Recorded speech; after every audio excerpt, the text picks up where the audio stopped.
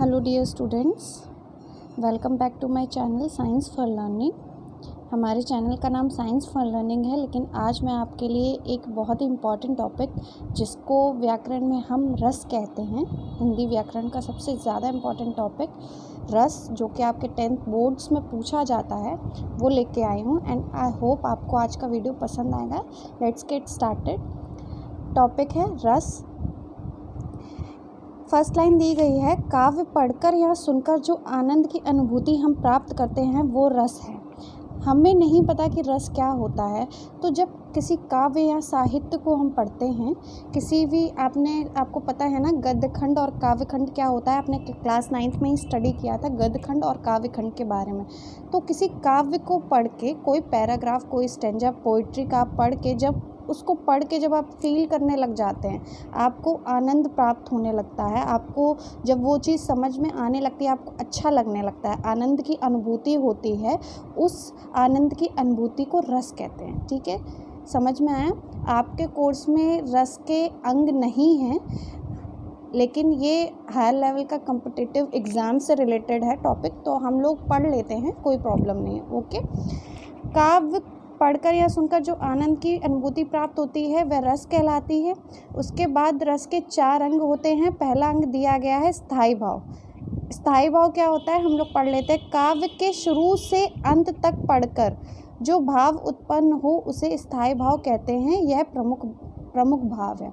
जब काव्य को शुरू से लेके आप अंत तक, स्टार्टिंग से लेके एंड तक पढ़ते हैं, तो जो मन में आपके भाव उत्पन्न होते हैं, जो भाव आते हैं, उनको हम लोग स्थायी भाव कहते हैं। ठीक है, क्लियर एवरीवन?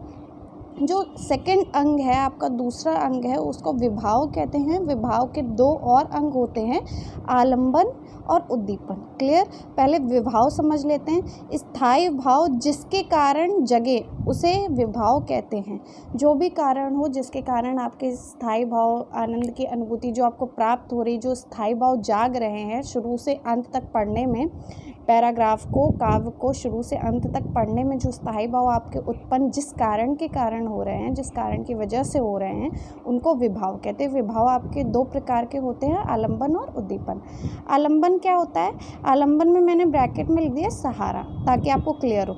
जिस चीज़ का सहारा लेकर विभाव जागे, ठीक है, जिस चीज़ का सहारा लेकर विभाव जागे उनको आलंबन कहते हैं। उद्दीपन वो परिस्थितियाँ, वो सिचुएशंस होती हैं या नायक नायिका की शरीर की चेष्टाएं जिसके कारण भाव जागे। शरीर की चेष्टाएं जैसे कि आंख मारना, लिपसिंग करना, कुछ ऐसा। ठीक, नायक नायिका यानी कि यहाँ पे प्रेमी प्रेमिका की बात हो रही है। समझ में आया आपको?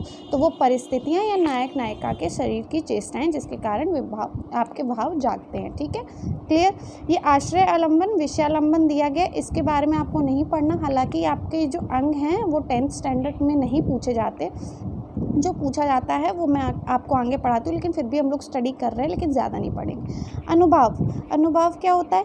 मन के भाव जो व्यक्त करने वाले शरीर के विकार को अनुभाव कहते हैं। मन के भाव को व्यक्त करने वाले शरीर के विकार को अनुभाव कहते हैं। जब हमारे मन के भाव को प्रकट करने के लिए शरीर में कुछ विकार उत्पन्न होते हैं, जैसे कि रोए खड़े हो जाना, अचानक से कुछ भी हम लोग डर जाते हैं तो फिर रोए खड़े हो जाते हैं, हम लोग के बहुत झटके हो जाते हैं, तो जो हमारे शरीर में विकार उत्पन्न होते हैं उनको अनुभाव कहते हैं। इनकी संख्या 8 होती है, ब्रैकेट में मैंने लिख दिया है।